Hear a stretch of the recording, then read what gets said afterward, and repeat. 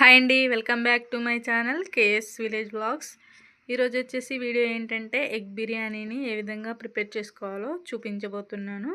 ఎప్పుడు చికెన్ బిర్యానీలే కాకుండా అప్పుడప్పుడు ఇలా ఎగ్ బిర్యానీ కూడా చేసుకొని తింటే చాలా బాగుంటుందండి. చాలా సింపుల్గా చేసుకోవచ్చు. ఇక్కడ ఎగ్ బిర్యానీకి నేనైతే నార్మల్ రైస్ తీసుకున్నానండి. కావాలంటే మీరు బాస్మతి రైస్ కూడా తీసుకోవచ్చు. బిర్యానీ చేసే ముందు ఒక అరగంట ముందే రైస్ని నానబెట్టుకోవాలి. నేను ఇక్కడ కేజీ రైస్ని ముందుగానే 2 సార్లు కడిగి నానబెట్టుకున్నాను. ఇప్పుడు మనము ఫ్రైడ్ ఆనియన్స్ కోసము స్టవ్ ఆన్ చేసుకొని కళాయి పెట్టుకొని ఆయిల్ పోసుకొని ఇందులో ఒక 4 ఉల్లిగడ్డల వరకు సన్నగా కట్ చేసుకొని వేసుకోవాలి. వీటిని మంచి బ్రౌన్ కలర్ వచ్చే వరకు వేయించుకోవాలి.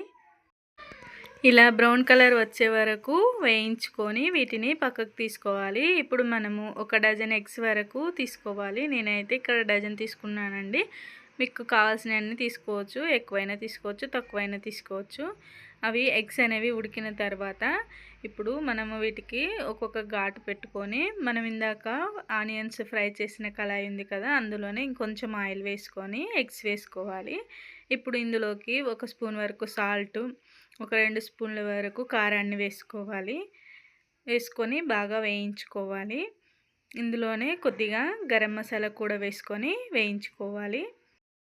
ఇవన్నీ వేసుకొని ఎగ్స్ అనేవి ఇలా ఫ్రై అయ్యే వరకు ఉంచుకొని తర్వాత స్టవ్ ఆఫ్ చేసుకొని పక్కన పెట్టేసుకోవాలి. ఇప్పుడు బిర్యానీ కోసం మనం రైస్ని ప్రిపేర్ చేసుకోవాలి. ఈ రైస్లో వాటర్ అనేవి 1 గ్లాస్ బియ్యానికి 2 గ్లాసులు వాటర్ అనేవి పడతాయండి.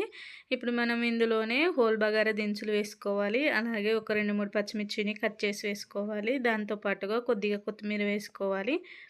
అలాగే రైస్ అనేది మనకి పొడి పొడిగా రావడం కోసం 1 స్పూన్ వరకు నెయ్యిని వేసుకోవాలి. అందులోనే కొద్దిగా సాల్ట్ కూడా వేసుకోవాలి రైస్లో. ఇప్పుడు రైస్ని మనము ఒక 70% వరకు ఉడికించుకోవాలండి.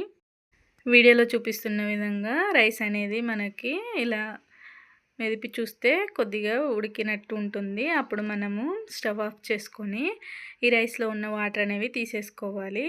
నేనైతే రైస్ పైన మూత పెట్టేసి వాటర్ అనేవి వంపేస్తున్నాను. మీరు అవసరమైతే జల్లిగిన్నె లేదా స్ట్రైనర్లో రైస్ అనేది పోసేసి వాటర్ని తీసేసుకోవచ్చు. ఇప్పుడు గ్రేవీ కోసం ఒక 3 టమాటాలను ఇలా మిక్సీలో వేసుకొని మిక్సీ చేసుకుంటున్నాను. ఇప్పుడు మనము బిర్యానీ చేయడం కోసం కావాల్సిన గిన్నెని తీసుకోవాలి. ఈ బిర్యానీకి కోసం మనం వాడే గిన్నె అనేది మందంగా ఉండాలి, లేదంటే బిర్యానీ అనేది మాడిపోతుంది.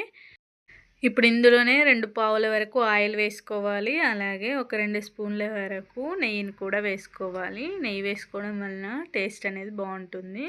ఇది కొంచెం హీట్ అయిన తర్వాత ఇందులోనే హోల్ బగారా దినుసులు అనేవి వేసుకోవాలి.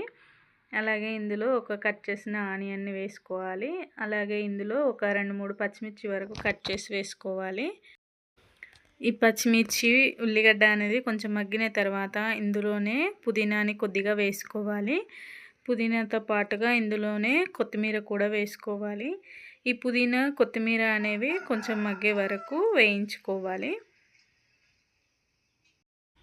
ఎప్పుడు మనకు చికెన్ బిర్యానీలు తిని బోర్ కొడుతుంటే అప్పుడప్పుడు ఇలా ఎగ్ బిర్యానీ అనేది ట్రై చేసి చూడండి. చాలా బాగా వస్తుంది అండ్ ప్రాసెస్ కూడా చాలా ఈజీ కూడా.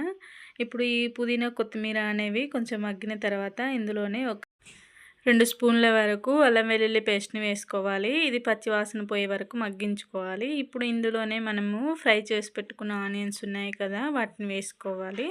ఇవి వేసుకున్న ఒక 5 మినిట్స్ తర్వాత మనం ముందుగానే మిక్సీ పట్టుకొని ఉంచుకున్న టమాటా ప్యూరీ ఉంది కదా, అది వేసుకోవాలి. దాని తర్వాత ఇందులో ఒక 1/2 కేజీ వరకు పెరుగును వేసుకోవాలి. ఈ పెరుగు అనేది మనకి మొత్తం కలిసిపోయేలా కలుపుకోవాలి.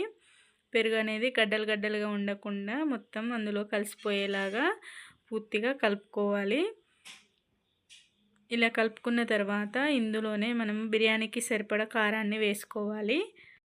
ఇక్కడ నేను 3 స్పూన్ల వరకు కారాన్ని వేసుకుంటున్నాను. అలాగే ఇందులోనే ఒక 2 స్పూన్ల వరకు సాల్ట్ వేసుకోవాలి. ఇప్పుడు ఇందులోనే ఒక 2 స్పూన్ల వరకు గరం మసాలా, అలాగే చికెన్ మసాలాను వేసుకోవాలి 1 స్పూన్ వరకు. అలాగే ఇందులోనే ధనియాల పొడిని కూడా ఒక 2 స్పూన్లు వేసుకుంటున్నాను. వీటన్నింటినీ కలుపుకొని ఆయిల్ అనేది కొంచెం పైకి తేలే వరకు మనము వీటిని ఉడికించుకోవాలి. ఇవన్నీ కలిసిపోయి ఆయిల్ అనేది కొంచెం పైకి తేలిన తర్వాత ఇందులోనే మనము ఇందాక వేయించుకున్న ఎగ్స్ ఉన్నాయి కదా, అవన్నీ వేసుకోవాలి. ఈ ఎగ్స్ వేసిన తర్వాత ఒక 10 మినిట్స్ వరకు ఉడికించుకోవాలి. ఉడికించుకున్న తర్వాత ఇప్పుడు మనము ఇందులోంచి ఎగ్స్ అలాగే కొద్దిగా గ్రేవీని తీసి పక్కకు పెట్టుకోవాలి.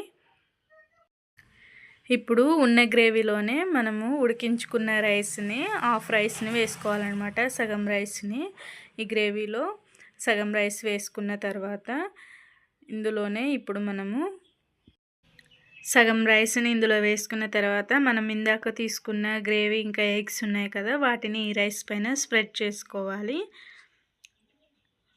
ఇలా ఎగ్స్ను గ్రేవీ దానిపైన పెట్టుకున్న తర్వాత మిగిలిన రైస్ని కూడా వీటిపైన స్ప్రెడ్ చేసుకోవాలి. ఇలా స్ప్రెడ్ చేసుకున్న తర్వాత ఇందులోనే దీనిపైన ఫ్రైడ్ ఆనియన్స్ అలాగే కొద్దిగా కొత్తిమీర వేసుకోవాలి. అలాగే ఒక 2 స్పూన్ల వరకు ఇందులో నెయ్యిని కూడా వేసుకోవాలి. ఇప్పుడు మనము కలర్ కోసము మనము బిర్యానీ కలర్ని వాటర్లో కలుపుకొని ఇలా పోసుకోవాలి. ఇలా పోసుకున్న తర్వాత మనము మూత పెట్టుకొని ఒక 10 to 15 మినిట్స్ మీడియం ఫ్లేమ్లో ఉడికించుకోవాలి. ఉడికించుకుంటే మనకు ఎగ్ బిర్యానీ అనేది రెడీ అయిపోతుంది. దీనిలోకి పెరుగు రైతా అనేది మంచి కాంబినేషన్ అండి. అది చేసుకొని తింటే చాలా బాగుంటుంది. మీరు కూడా ఒకసారి ట్రై చేసి చూడండి, చాలా బాగా వస్తుంది. చాలా ఈజీ కూడా ప్రాసెస్ అనేది. ఎలా వచ్చిందో ట్రై చేసి కామెంట్ చేయండి. అలాగే మన వీడియో నచ్చినట్లయితే ఒక లైక్ చేయండి. ఇంకా మన ఛానల్ని సబ్స్క్రైబ్ చేసుకొని వాళ్ళు సబ్స్క్రైబ్ చేసుకోండి. Thank you for watching.